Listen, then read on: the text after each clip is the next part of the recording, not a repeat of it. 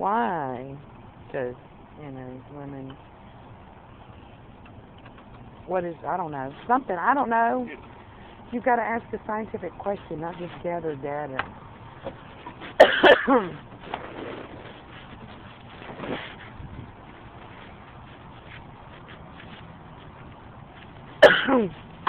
Okay, so what we can do is we can get your science book online and we can look up the table of contents and see what the topics are and look at that, pull out a topic, Google search experiments on this topic. Well, who's the first letter? Cells? Huh? Cells? Cellular? Respiration? Right. Mitosis? Meiosis? Right, that's good. So remember that topic, talking about those things. Good. Okay. Alright, let's go. I don't know who that person is sitting in that chair. I guess he's waiting for someone.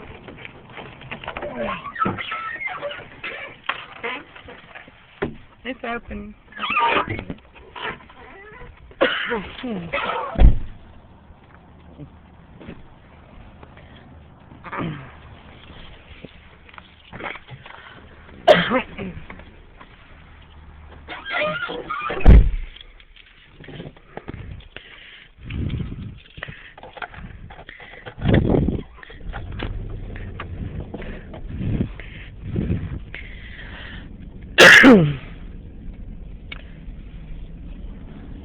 XWB 439.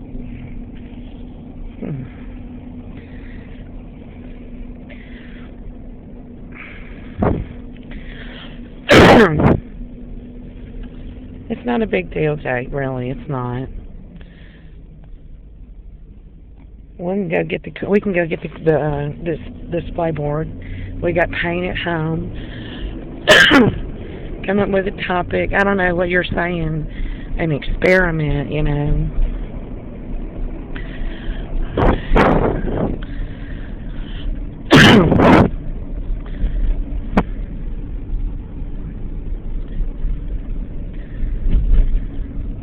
You can't just gather information. These people use Google, but everybody else uses Bing, or how they work. That's just presenting the science of how a Google search engine works, but that's not an experiment. Whatever the project was how they use different search algorithms. Right. And the relevance of the search results per algorithm. Right. Well, have y'all studied algorithms in your science class? No. How could you make that into an experiment? That's presenting information. That's not an experiment. And how would you be able to, the experiment could be, this algorithm gathers more than this algorithm does, but you don't even know what algorithms are. And you've not studied them. It's not a topic in your class. Well, we don't have to discuss it.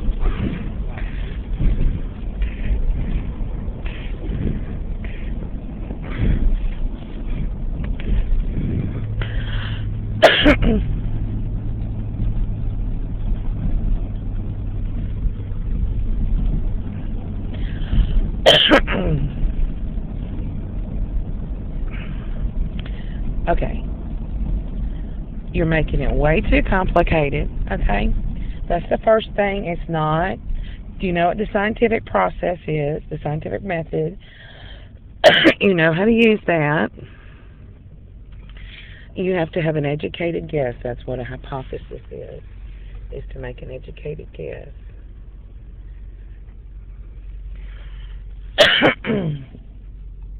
And, like the density, y'all talked about volume and density, right? No. Oil, that's another one a lot of people like to do. The experiments on density with liquids, that's another one that's fun, where you get oil and vinegar and stuff like that, where you can put it at different levels in a glass and it'll show up at different, like, liquids and layers. That can be proven to be right or wrong. It's just right. No, it's not. That's, you could ask a question, some type of question related to density, any topic, find a scientific question to ask about it. Any topic, ask a question that can be proven with an experiment. Use an experiment to prove or disprove a hypothesis. That's what you're going to have to do. Okay? Very simple, Jake. You can Google any topic in your science book on the internet and find an experiment. I think the topic you turned in was a fine one. The vinegar thing. How long does it take to decay a penny?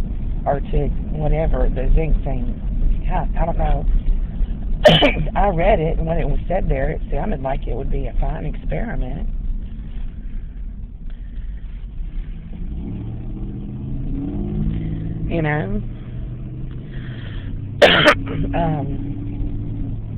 All you have to do is dip the penny in the vinegar so many times,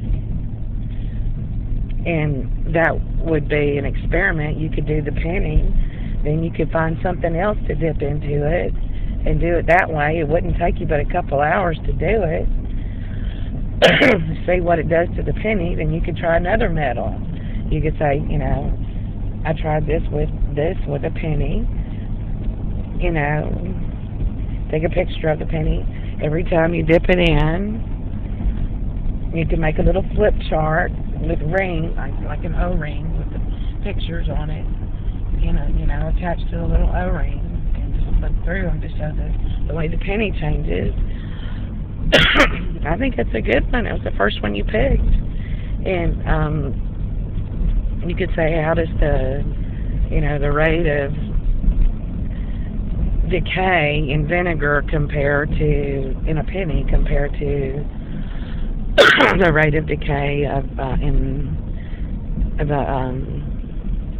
something else. You can compare different objects, what happens to them when you dip them in vinegar so many times. Something like that,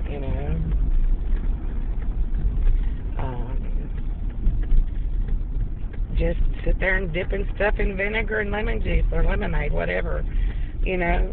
I can help you with that if you want to do that one.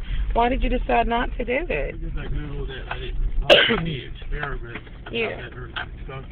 That one. Well, that one was dipping the penny in there over and over again. Well, I saw another one that if you got a group of pennies, right, and put them in a mixture of lemonade and vinegar, and you took half of them out, yeah, rinse them well with water, yeah, and you took the other half out and didn't rinse them and put them on paper towel and you labeled them which one you rinsed and which one you didn't. Okay. Did you do that one? Yeah, that's a good one, I really liked that one, though. I didn't think you would like it. Well, it's got nothing to do with what I like, Jake. It's about the scientific process. You started asking me this stuff like it was up to me to decide. I started to give you pointers to help you go into the scientific process, but I didn't sit there and hand feed it to you. It was never about what I approved of or disapproved of. You're not hanging this on me. That's what it looks like you're trying to hang it on. What you're saying isn't true. And I told you exactly what you needed to hear. And I gave you some pointers on how to use that and go where you needed to go. When you were talking about the carbon, black carbon, I told you that you needed to find a scientific concept and a science topic related to that, and an experiment there that was a science topic. You didn't do that. That's why I told you couldn't do it. It's got nothing to do with me. I am telling you, this is what you've got to do in order to create a science project. It's not me saying, oh, well, you can't do this and you can't do that because I have to control your project. That is what a pedophile does. That is what an abusive parent does. That is what a parent does that just runs your life for no reason. I don't do that to you, Jake, and it really pisses me off that you're sitting there pulling this shit out of your ass and putting on your little histrionic tear-jerking scene like I've done something terrible and have been abusive to you, because I'm not being abusive to you.